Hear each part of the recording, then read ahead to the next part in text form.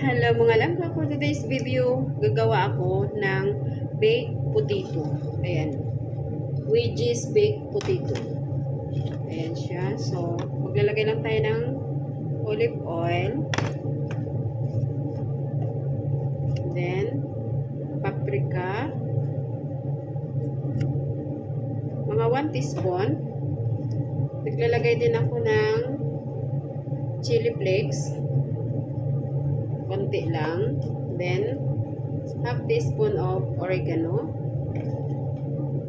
Half teaspoon of rosemary.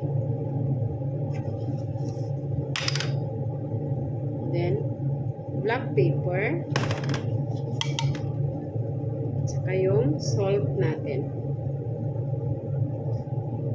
Ayan. So, haluin lang natin yan, guys.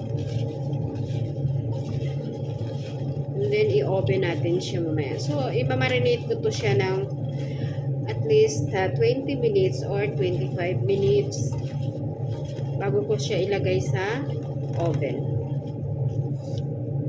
So, ayan guys. Naglagay ako ng ng foil dito sa pan na to. Ayan. Lagay natin sa oven. Then, ito yung ating marinate na wedges potato. Ayan. So, ano lang natin yun ito guys. Kalat lang natin. So, ayan. So, takpan natin siya ng foil. So, ayan. Takpan natin siya. Then, ilagay natin sa oven. So, yung init niya, up and down, 200 degrees. So, ayan. Ayan na yung ating baked potato. Malapit na siya. Mga 2 minutes na lang, luto na siya. Hello guys, ayan. Meron akong rito, tenderloin. Ayan, kasi diet yung amo ko. Kaya, i-partner ko to siya sa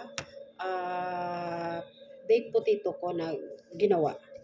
So, ayan, yung kanyang beef. So, i-marinate natin. Maglalagay lang tayo ng salt.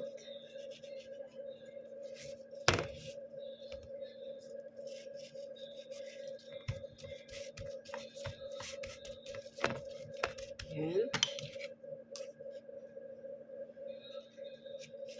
Black pepper.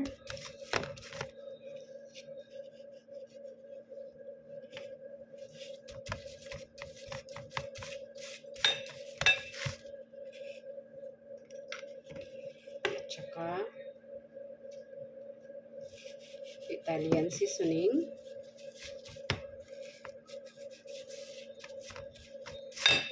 And rosemary.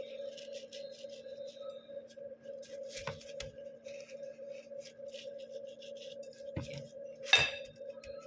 So, ayan na yung kanyang beef. So, i-marinate ko lang to. Tapos mamaya, i-grill ko lang siya sa kawali.